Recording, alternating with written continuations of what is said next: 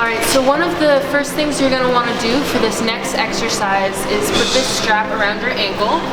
So I'm just going to wrap it around, loop it through here, making it nice and tight, looping it through one last time, making sure it's nice and snug. Now I'm going to go ahead and lower this all the way down to the bottom. Take off this attachment.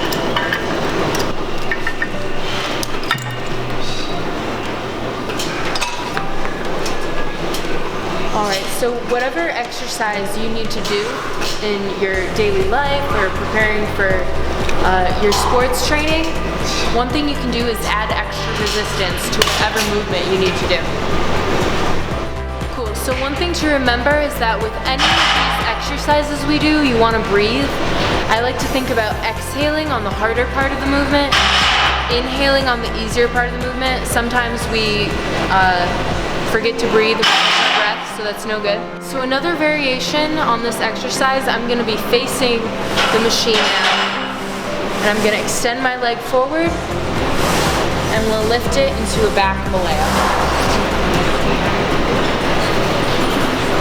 So we're just adding a little bit of resistance here to the movement.